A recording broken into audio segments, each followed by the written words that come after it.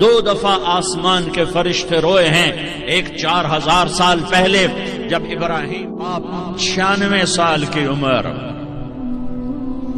اور 6 سال کا بچہ، اور حکم دیا جا رہا ہے دشمن کے گلے پہ چھری چلانا تو بڑا آسان ہے کہ انسان جب وحشی بن جاتا ہے، جانور بن جاتا ہے، سانپ بن جاتا ہے تو اسے ڈسنے میں کوئی آر نہیں ہوتا، اسے کاٹنے میں کوئی آر نہیں ہوتا، لیکن سامنے تو اسماعیل کھڑا ہے، 86 سال کی عمر میں بیٹا ملا اور باپ 92-94 سال کا گیا، اور میرا رب کہتا ہے ابراہیم اسماعیل کی گردن پہ چھری چلا دے، میں دیکھنا چاہتا ہوں تو میرا ہے یا اسماعیل کا ہے، تیرے دل میں میں ہوں یا اسماعیل ہے؟ کہ میرے رب ہزاروں اسماعیل تجھ پہ قربان کر دوں۔ چھری اٹھائی، فلسطین سے چلے اور پہنچے مکہ مکرمہ، بیوی سے کہا بچے کو تیار کرا دو، سیر کرانے لے جا رہا ہوں، بچے کو تیار کرایا۔ آج پہلی دفعہ بچہ باپ کو دیکھ رہا ہے، انگلی پکڑ کے اچھلتا ہوا جا رہا ہے، میرا ابا مجھے سیر کرانے لے جا رہا ہے، یعنی خبر کے چھری کے نیچے سے گزارنے لے جا رہا ہے، اور لیاری والوں کو پیغام دینے جا رہا ہے کہ اللہ پر ہر شے قربان کرنا سیکھو، اللہ کے لیے ہر جذبہ چھوڑنا سیکھو، ہر شے سے ہٹنا سیکھو، جہاں اللہ ناراض ہے ہٹ جاؤ، ہٹ جاؤ، ہٹ جاؤ، ہار نہ پڑے ہار جاؤ، مٹنا پڑے مٹ جاؤ، لٹنا پڑے لٹ جاؤ، دھکے کھانے پڑے کھا لو کھا لو کھا لو، کہ دنیا میں سب سے زیادہ دھکے کھانے والا میرا حبیب محمد مصطفیٰ، مجھے لیاری کا کوئی گھر دکھاؤ جہاں غریب نے پیٹ پہ پتھر باندھا ہو۔ رحیم نے چھری نکالی، بیٹا تیرے ذبح کرنے کا حکم ہو چکا ہے۔ بیٹا کہتا ابا جلدی کر، دیر کیوں کرتا ہے؟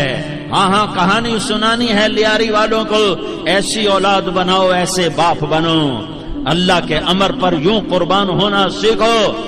اور اب معصوم بچے کو حیران ہو کر ابراہیم دیکھتا ہے، بیٹا تجھے پتہ ہے میں کیا کہہ رہا ہوں؟ کہاں پتہ ہے، آپ کہہ رہے ہیں میں ذبح کروں گا تو میں مر جاؤں گا، میں مر جاؤں گا تو مجھے آپ کی جگہ اللہ ملے گا، اللہ آپ سے بہتر ہے، مجھے دنیا کی جگہ جنت ملے گی، جنت دنیا سے بہتر ہے۔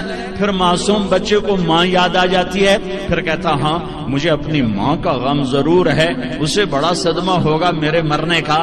تو اپنا گریبان کھولا اور کرتا اتارا، کہ ابا میں جب مر جاؤں تو یہ کرتا سنبھال لو، یہ میری ماں کو دے دینا، یہ میری نشانی اس کے پاس رہے گی، جب کبھی میں یاد آؤں گا میرا کرتا دیکھ لیا کرے گی، اور تو اپنے کرتے میں مجھے کفن دے کر ادھر ہی دبا دینا، مجھے ادھر مکے نہ لے جانا کہ میری میت کو دیکھ کر میری ماں کو بڑا دکھ ہوگا، مجھے ادھر دبا دینا۔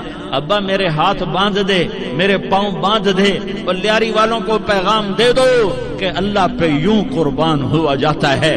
96 سال کا بوڑھا باپ بیٹے کے ہاتھ باندھ رہا ہے، کسائی کی طرح جیسے بکرے کے ہاتھ پاؤں باندھتا ہے، پاؤں باندھ رہا ہے۔ پھر بیٹے نے کہا ابا مجھے الٹا لٹانا، سیدھا نہ لٹانا، کہیں تیری نظر پڑے اور تیرا ہاتھ کانپ جائے اور حکم ٹوٹ جائے، مجھے الٹا لٹا دے۔ وَتَلَّهُ لِلْجَبِينِ، الٹا لٹایا اور اپنا گوڈا ان کی کمر پہ رکھا، اور ایسے ان کے سر کے بال پکڑ کر یوں سر اٹھایا، چھری کو نیچے سے گزارنے کے لیے، ایک ہاتھ میں سر کے بال، ایک ہاتھ میں چھری، گوڈا اس کی کمر پر، اور یوں آسمان کو دیکھا۔ ہائے ہائے، کائنات ہل گئی، ابراہیم کی نظر آسمانوں پر گئی کیا؟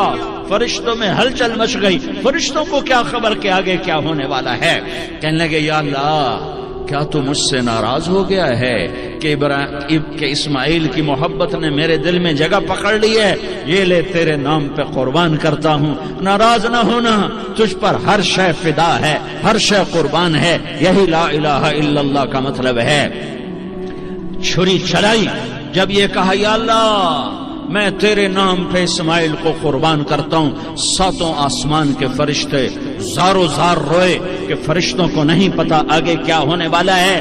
دوسری دفعہ 4000 سال بعد کی جو صبح ہے اللہ نے والفجر اس کی قسم اٹھائی، پھر ولیال عشر، یکم سے 10 ذوالحج کی جو راتیں ہیں ان کی قسم اٹھائی، وہ شفع یہ 10 کے دن کی قسم اٹھائی، والوتر اور یہ اللہ تعالیٰ نے 9 تاریخ کی قسم اٹھائی، واللیل اذا یسر اور یہ 9 اور 10 کی درمیانی رات کی اللہ تعالیٰ نے قسم اٹھائی یہ کسی بھی ٹائم کی، دن کی، مہینے کی، سال کی اس طرح اللہ تعالیٰ نے خوبصورت انداز میں قسم نہیں اٹھائی جیسی اللہ تبارک و تعالیٰ نے یہ ان 10 دن راتیں، 9 کا دن، 10 کا دن، 10 کی رات، 10 کی صبح ہو.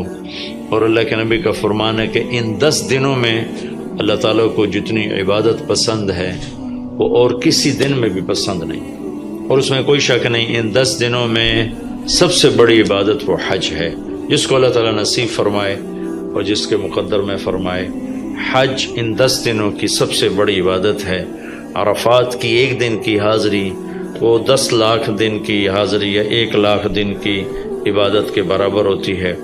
اور عرفات کے دن کی حاضری میں اللہ تعالیٰ کا ارشاد ہوتا ہے، میرے بندو آج اتنے گناہ لے کر آؤ، جتنے بارش کے قطرے، جتنے درختوں کے پتے، جتنے ریت کے ذرے، جتنے گردش ایام میں جب سے ٹائم شروع ہوا ہے اس میں بننے والے دن اور رات، اور یہاں کے توبہ کرو میں سب معاف کروں گا.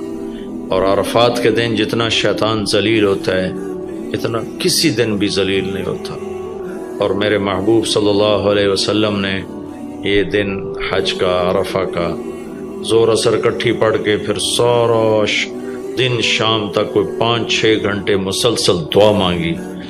اور آپ نے فرمایا کہ اس وقت میرا اللہ میرے صحابہ پہ فخر فرما رہا ہے، اور قربان جاؤں خطاب کے بیٹے پر.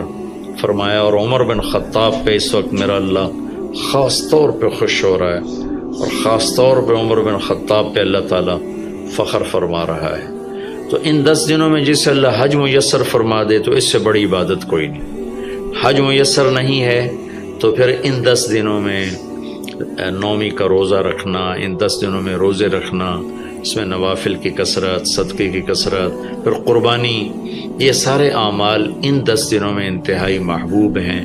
جنہیں اللہ سعادت دے دے حج کی، بار بار جائیں. تابعوا بین الحج والعمرہ، حج عمرہ آگے پیچھے کرو، آگے پیچھے کرو. ایک بہت بڑا طبقہ ہے جو یہ کہتا ہے کہ ایک دفعہ فرض ہے اس کے بعد کوئی ضروری نہیں. میں کب کہتا ہوں کہ ضروری ہے؟ ضروری نہیں ہے، لیکن ضروری کا مطلب فرض نہیں ہے، لیکن اللہ اس کے رسول کو پسند ہے کہ اس کے گھر بار بار آیا جائے، بار بار حاضری دی جائے. اللہ کے نبی کو تو آخر عمر میں جا کے موقع ملا، اس کے بعد آپ دنیا سے تشریف لے گئے. اگر آپ اس کے بعد زندہ رہتے تو یقیناً آپ ضرور حج کرتے، چونکہ آپ نے جتنے سال مکہ میں گزارے آپ نے ہر سال حج کی. نبوت کے اعلان سے پہلے بھی اور نبوت کے اعلان کے بعد بھی آپ نے مسلسل حج کی، اور 4 عمرے آپ نے فرمائے زندگی میں پر 4 عمر. ایک عمرہ مدینہ سے خاص طور پر تشریف لائے جس کو ہم صلح حدیبیہ کہتے ہیں، وہ ہو نہیں سکا، لیکن آپ نے وہیں عمرے کا کام پورا کیا، سر مڑائے، احرام کھولے. پھر اگلے سال آپ اس کی قضاء کے لیے تشریف لائے. پھر ایک عمرہ آپ نے فتح مکہ کے بعد جعرانہ سے احرام باندھ کے تشریف لائے اور عمرہ کیا، اور ایک عمرہ آپ نے اپنے حج کے ساتھ کیا. صدیقی دور میں پہلا سال جنگوں میں گزر گیا، دوسرے سال صدیق اکبر اب تشریف لائے. فاروقی دور میں عمر بن خطاب رضی اللہ تعالیٰ 10 سال حکومت کی، 10 سال حج کیا، ہر سال حج پہ تشریف لائے. عثمان رضی اللہ تعالیٰ عنہ نے اپنی خلافت کے دور میں جب تک امن رہا ہر سال حج کرتے رہے. جب فساد شروع ہوا تو آپ رکے، اس میں شہید ہو گئے. علی رضی اللہ تعالیٰ عنہ کو موقع نہیں ملا، جنگوں میں زندگی گزر گئی، اور اسی میں آپ اللہ پاک کی بارگاہ میں پہنچ گئے. تو لیکن باقی 3 ساتھیوں کی خلافت کے دور میں آپ نے بکثرت حج اور عمرے کیے. تو دین کے کسی عمل کو یوں کہہ کر ہلکا نہیں بنانا چاہیے کہ اس کی کیا ضرورت ہے، اتنا پیسہ خرچ کرتے ہیں، اس کی کیا ضرورت ہے، کسی غریب کو دے دیا جائے. یہ اس طرح تقابل نہیں کرنا چاہیے کہ اللہ کے گھر کی حاضری کو اتنا ہلکا نہیں سمجھنا چاہیے. میرا اللہ بلائے تو بار بار جانا چاہیے، اور جس کو اللہ توفیق دے عمرے پہ جائے، حج پہ جائے. ہاں غریبوں پر بھی خرچ کرے، اپنے رشتہ داروں پر خرچ کرے، ضرورت مندوں پر خرچ کرے، لیکن اللہ کے فضل سے امید ہے جو اس طرح اللہ کے گھر جانے پر خرچ کرتے ہیں تو اپنے اللہ کے فضل سے غریبوں پر بھی خرچ کرتے ہیں. اس کو آپس میں یوں اس کا مقابلہ نہیں کرنا چاہیے، یہ چیز اللہ کو پسند نہیں ہے۔